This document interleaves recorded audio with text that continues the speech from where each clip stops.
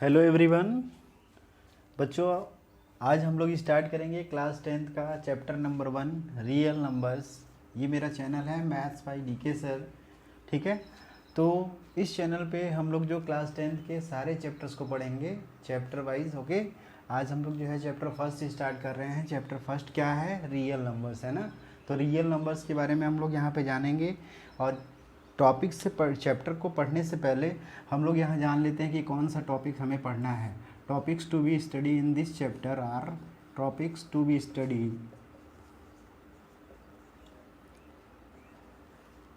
ये कौन कौन से टॉपिक्स हमको पढ़ने हैं यहाँ पे? हम पढ़ेंगे पहला topic fundamental theorem of arithmetic, fundamental theorem of arithmetic. Second topic इसका रहेगा to find HCF, to find HCF and LCM using prime factorization,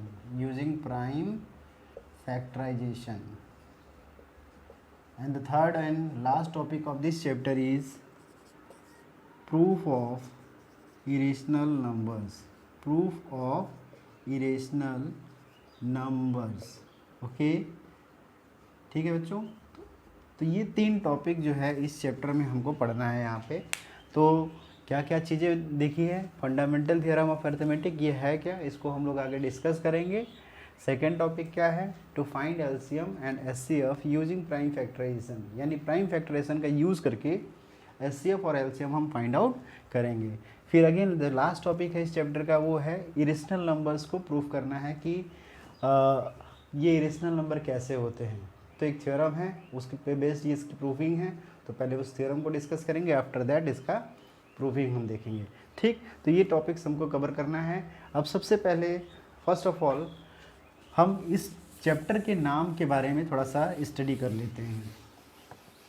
जैसा कि चैप्टर का नाम है रियल नंबर्स। ओके, तो रियल नंबर्स बच्चों आपको पता है कि रियल नंबर्स क्या होते हैं। ठीक है, रियल नंबर्स क्या होते हैं? अब बेसिक्स वो 9th की सारी चीज़ें मैं बताने नहीं जाऊंगा कि नेचुरल नंबर क्या होता है। ठीक है, अगर आपको रिकॉल ही कर देते हैं तो नेचुरल नंबर्स क्या होते हैं, 1 से लेके इनफाइनाइट तक number 1 2 3 4 and so on natural numbers कहलाते हैं। ठीक है, होल नंबर्स क्या होते हैं? 0 1 2 3 4 and so on whole numbers होते हैं। इंटीजर्स क्या होते हैं? All negative and all positive numbers with 0 are known as integers. Rational numbers क्या होते हैं? The rational numbers are numbers which can be written in the form of p upon q where q is not equals to 0 and p and q are integers. ठीक है, and the last है irrational number है। Irrational number के 3 definition होते हैं। First definition आप जो है ये कह सकते हैं कि those numbers which are not in the form of p by q और not can be written in the form of p by q, so that's why that numbers are those numbers are irrational numbers. ठीक है, second definition उसका हम decimal expansion के according दे सकते हैं। It means those numbers whose decimal expansion is non terminating and non repeating, that those numbers are known as irrational numbers. Third इसका definition क्या होगा? बिल्कुल सिंपल सा डेफिनेशन है कि all non perfect square numbers are known as what? Irrational numbers. Okay, अब ये सारे नंबर सिस्टम के पार्ट्स थे यानी टाइप्स थे। अब इन्हीं सब में रियल नंबर्स का डेफिनेशन आ जाता है। फर्स्ट डेफिनेशन क्या आता है? Combination of all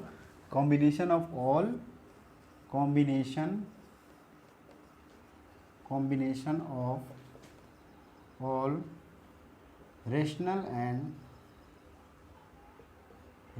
and irrational numbers. Simple सी बात है, यानी सारे नंबर का जो कॉम्बिनेशन होता है वही क्या कहलाएगा? हमारा रियल नंबर्स कहलाएगा। सेकेंड डेफिनेशन इसको हम क्या बोलेंगे? Those number which can B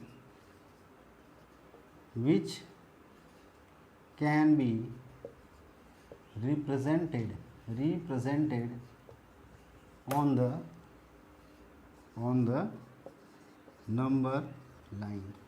वे सारे नंबर जो कि नंबर लाइन पे रिप्रेजेंट हो सकते हैं उन्हें हम क्या बोलते हैं? रियल नंबर्स बोलते हैं। फॉर एग्जांपल सपोज दैट ये नंबर लाइन है, इस नंबर लाइन में मिड पॉइंट आपका ओरिजिन होता है। ओरिजिन के लेफ्ट साइड में सारे नेगेटिव नंबर्स होते हैं, -1 -2 -3 एंड सो ऑन। और ओरिजिन यानी जीरो के राइट साइड में पॉजिटिव नंबर्स होते हैं 1 2 3 4 एंड सो ऑन। ठीक है, तो हमने ये 9th में पढ़ा हुआ है कि to represent the numbers on the number line, so if we want to represent the integers, so ये डायरेक्टली रिप्रेजेंट हो जाता है इंटीजर्स -1 है ना एंड सो ऑन। आपको जो है रेशनल नंबर रिप्रेजेंट करना है, तो रेशनल नंबर के लिए सपोज दैट 1/2 रिप्रेजेंट करना है, that is equals to 1/2 means इसमें डिवीजन बनाएंगे, फिर यहाँ पे मिड पॉइंट जो होगा वो हमारा क्या कहलाएगा, ये 1/2 कहलाएगा। सिमिलरली 3/2 ये पॉइंट कहलाएगा, है ना 3/2। इसी तरीके से आप रेशनल नंबर का रिप्रेजेंटेशन कर सकते हैं। आफ्टर दैट आपने एक टॉपिक उसमें पढ़ा था how to represent the irrational number on the number line, तो वो भी आपने √2 √3 √5 का किया हुआ है। सो दैट्स वाई इस नंबर लाइन पे हम सारे नंबर को रिप्रेजेंट कर सकते हैं। तो it means the numbers which can be represent on the number line all are known as real numbers. तो बिल्कुल से बेसिक से जानकारी थी रियल नंबर्स का डेफिनेशन। ठीक है, आगे बढ़ते हैं हम लोग अपने थ्योरम पे। फर्स्ट टॉपिक में बढ़ते हैं चैप्टर के। फर्स्ट टॉपिक क्या है आपका, fundamental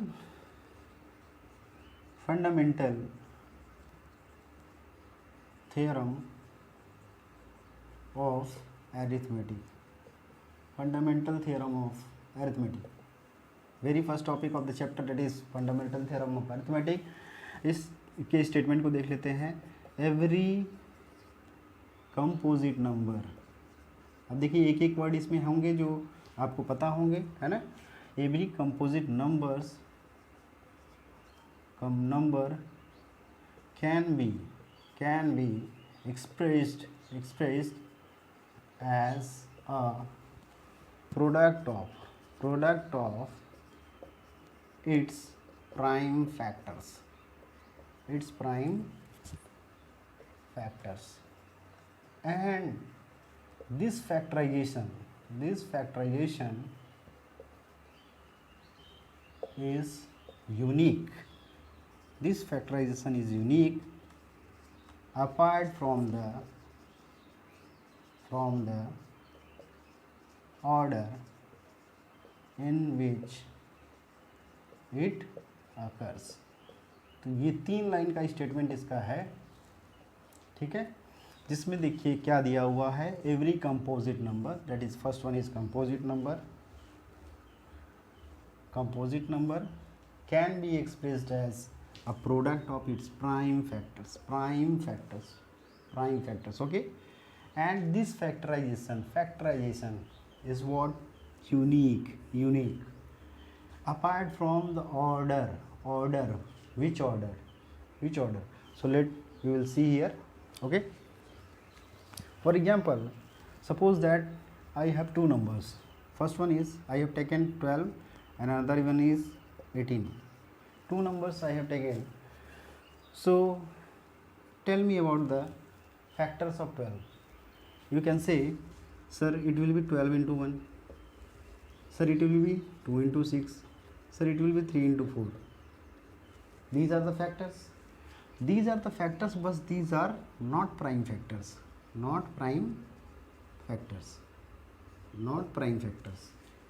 Why?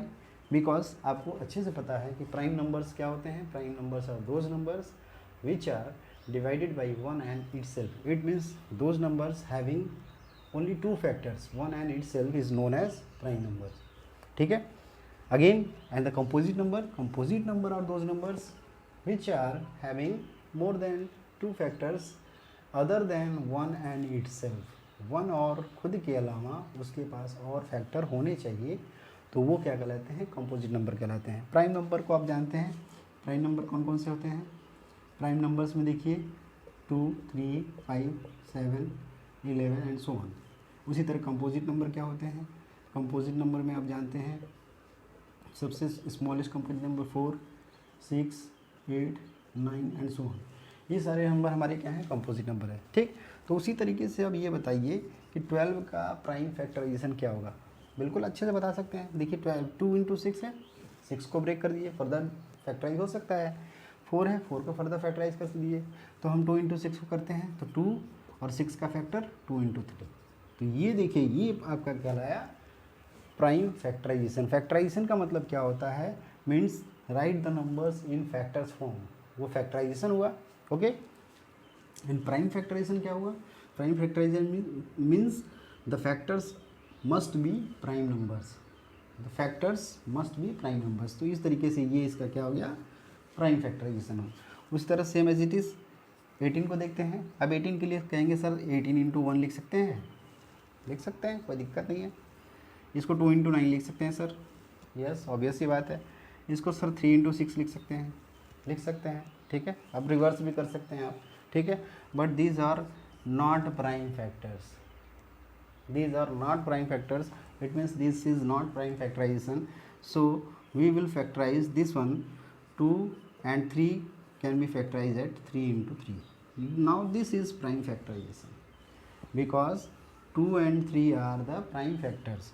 So this factorization is now prime factorization for the number 18. Is it clear to all of you? तो ये बात समझ में आ गई, प्राइम फैक्टराइजेशन क्या है, ठीक है। तो इस तरीके से अब ये फंडामेंटल थ्योरम का यूज हुआ। अब देखिए इसका मतलब मीनिंग क्या समझ लीजिए कि इस थ्योरम से मतलब क्या समझ में आ रहा है।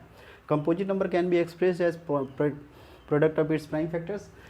कंपोजिट नंबर है, कंपोजिट नंबर है, प्राइम फैक्टर्स के प्रोडक्ट के फॉर्म में रिप्रेजेंट हुआ, प्राइम फैक्टर के प्रोडक्ट के फॉर्म में रिप्रेजेंट हुआ। यस, पहला ये लाइन क्लियर हो गया, यानी कि कोई भी कंपोजिट नंबर को हम प्राइम फैक्टर के प्रोडक्ट के फॉर्म में रिप्रेजेंट कर सकते हैं, ठीक है।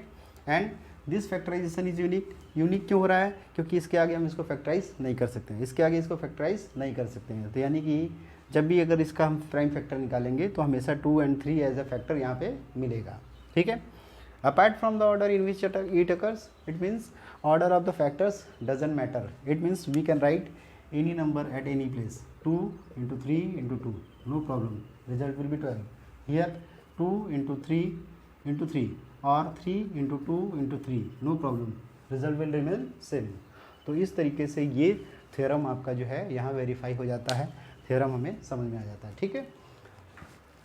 आगे हम लोग जो है अगला टॉपिक इसका, to find the HCF using prime factorization, यहाँ पे पढ़ेंगे। To find the HCF and LCM, to find the HCF and LCM using prime factorization,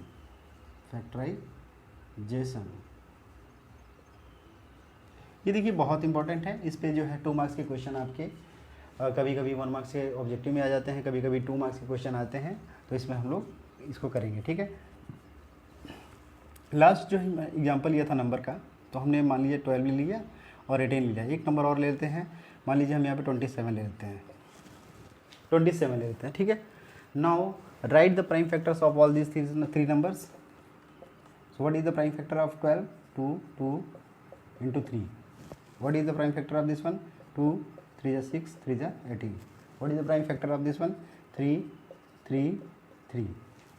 okay, पहले 2 नंबर का देखेंगे, फिर इसके बाद 3 नंबर का देखेंगे। उससे पहले हम लोग क्या करेंगे, अब देखिए किसी भी फैक्टराइजेशन को हम शॉर्ट फॉर्म में लिख सकते हैं। शॉर्ट फॉर्म में लिखने का मतलब क्या है, मीन्स फैक्टर कई बार आ सकते हैं, हो सकता है 5 बार फैक्टर आ रहा हो सकता है 10 बार आ रहा हो, तो हम उसको 10 बार मल्टीप्लाई करके नहीं लिखेंगे, उनको शॉर्ट में बनाने के लिए हम उसको पावर के फॉर्म में लिखेंगे। तो यहाँ देखिए 2 how many times occurring, how many times coming, 2 times, तो इसका पावर क्या हो जाएगा 2, 3 1 टाइम्स, इसका क्या हो जाएगा 2 into 3 power 2, ये यहाँ पे क्या है 3 power 3। तो इस तरीके से हम शॉर्ट फॉर्म में इसको लिख सकते हैं। अब देखिए एचसीएफ और एलसीएम निकालने के लिए हम थोड़े से एक फॉर्मूले लिख देते हैं, उसके बाद हम लोग करेंगे। एचसीएफ क्या है, the product of smallest power of each common factor, ये हो गई बात। एलसीएम क्या है, the product of greatest power of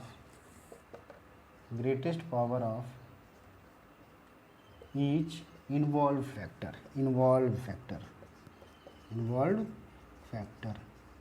अब देखिए दोनों में डिफरेंस क्या समझिए।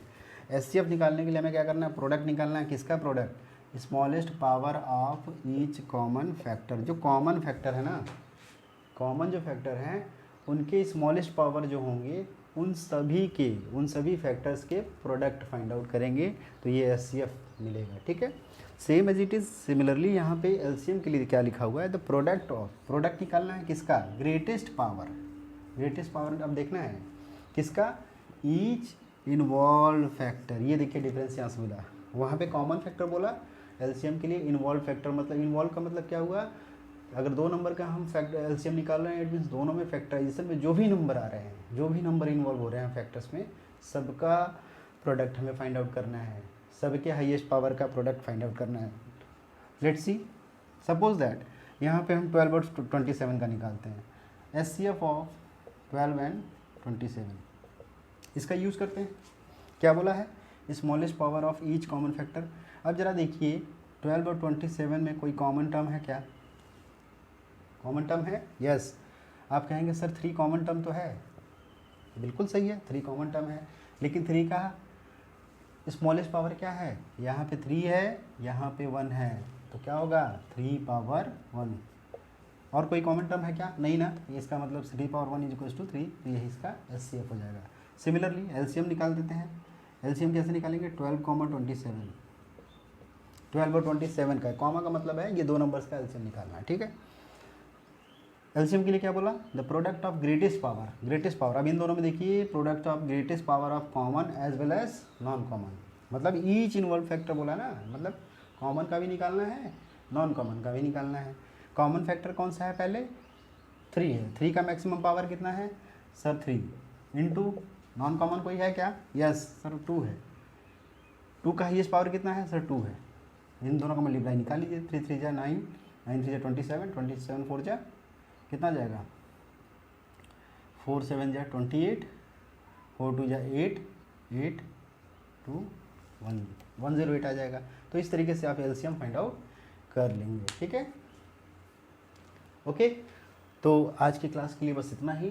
कल की क्लास में हम लोग जो है इस पे बेस्ड एक्सरसाइज, अगला वाला एक्सरसाइज सॉल्व करेंगे, उसमें क्वेश्चंस जो है उनको सॉल्व करेंगे। ओके, आई होप आप लोगों को अच्छा लगा होगा। Thank you.